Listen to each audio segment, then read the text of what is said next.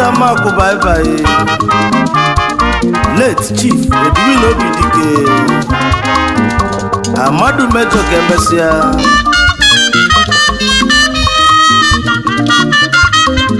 Igwe niile chekọ n'ozu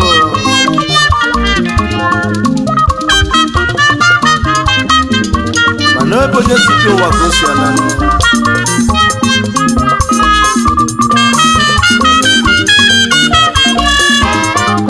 onye ga-aba chukwu ọgụ mba sọ ụwa bụ onye mere ike ọ na onye ọmata chukwu na-ekwu okwu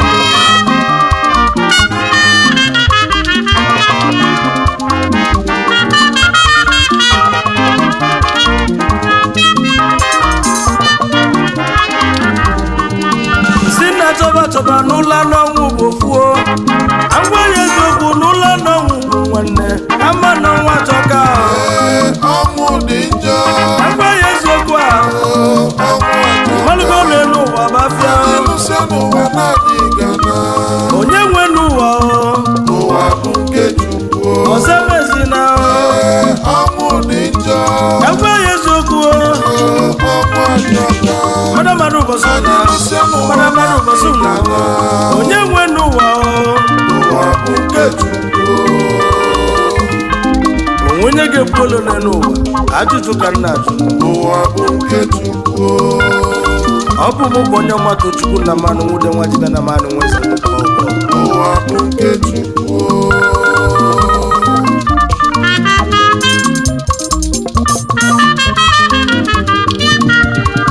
asị n'ife onye mere n'ụwa ka eji eloti enu maka na ọlụ ilu n'ụwa ya ka a ga-elotezi oge ikpeazụ Chifeduwin Obidike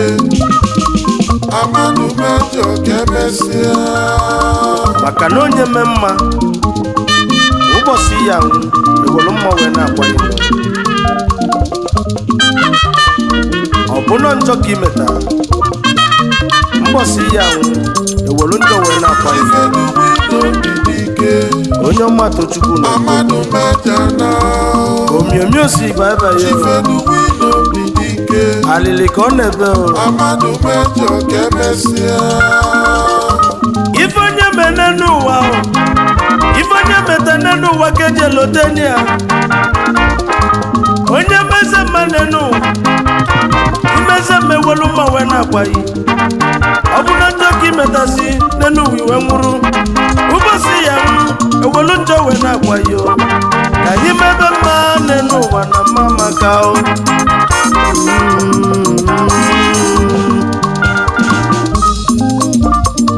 anyị ji egwu a wee na-akwa late Chief Ezeamaku anụmatụ ụjọ Edwin Obidike Amadu Major a great Biafran patron also one of the people that fought in Abag and the massacre. Ezigbo mmadụ adịrọ fecha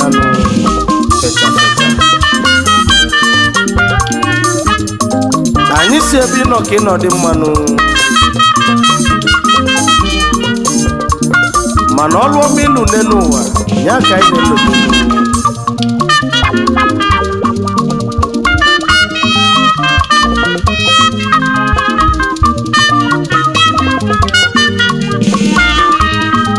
Chief Ezeamaku Amadu Major anamatu jana polisa debili n'ọbụkenu si adio le Chief Edwin Obidike ngwa baibayo ebi nọ ka ịnọ dị mma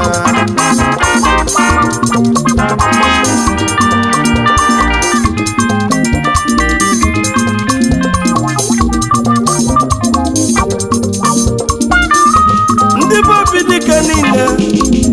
unebe Nenezi na unu vichanya mmiri akwa n'obukenu si mee ebe ọ nọkọ n'ọdị mma o.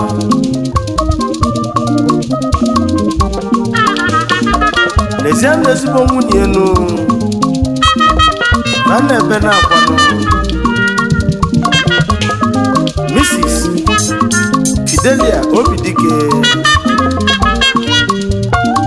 nwanyị ọma na esi vichanya mmiri akwanụ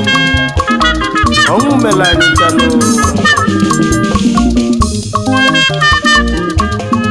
mana anya ma mpụ ọgụ jebe mmụọnụ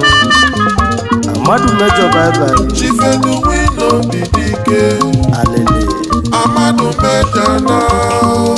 ọchị dị mma ka otu Chief na-adị n'oge Edwin Obidike onye dị mma ka ọnwụ na-ekwu Amadu Mejọ ka emesịa anyị ekenezianụ Reverend Monday Obidike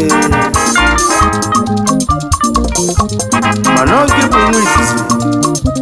late Edwin Obidike ezi ada biko bịa Mrs. Mariam ọnwa manam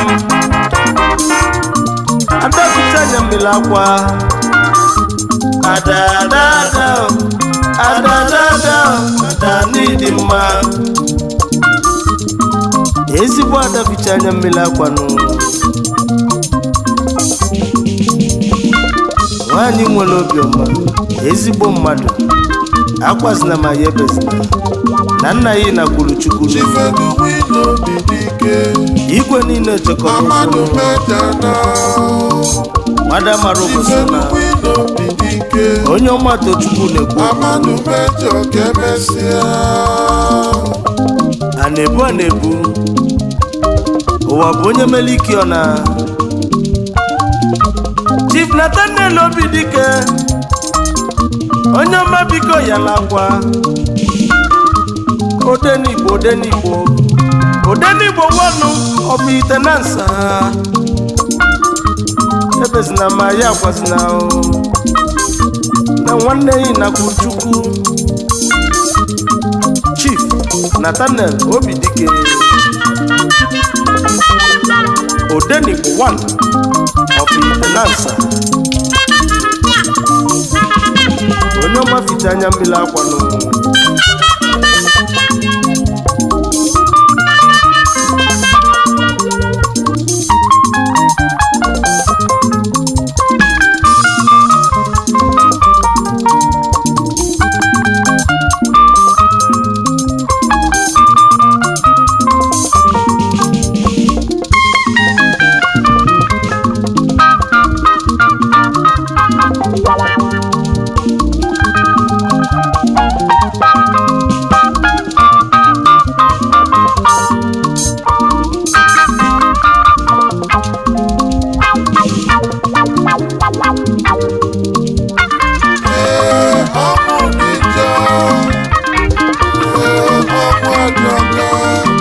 anyị lụsịa n'ụwa naanị gana ụwa bụ nke Chukwu nne ezinne nwanyị ọma ezinne afọ mụrụ omiomio Ada Obidike abatago Ada James Obidike asamma nwanyị ọma Lolo Louise Obidike ezinne fichanya mmiri akwa Lolo Louise Oyibasi egwu asamma one of Itenansa onye ọma Tochukwu si idibele enu n'ọkụkenu si adịnụ amala egwu ọdịnala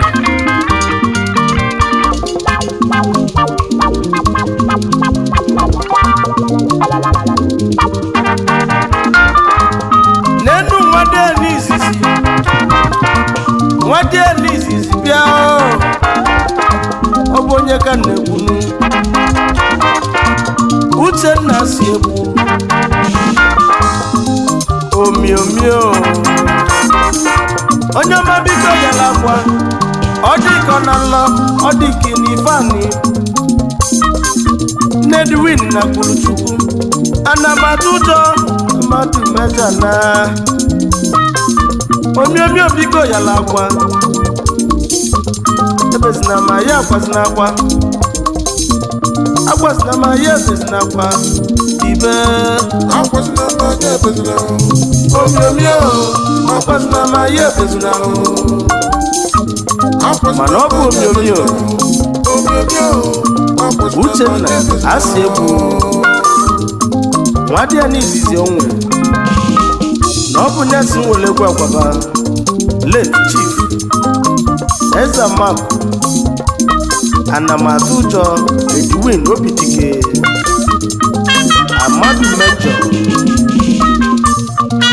ezigbo mmadụ na omiomio Uchenna asị egwu Oyi bụ deputy chairman Biafra National Council afọ nwa Chetanna of Nansa ezigbo mmadụ na-achọ ọdịmma obodo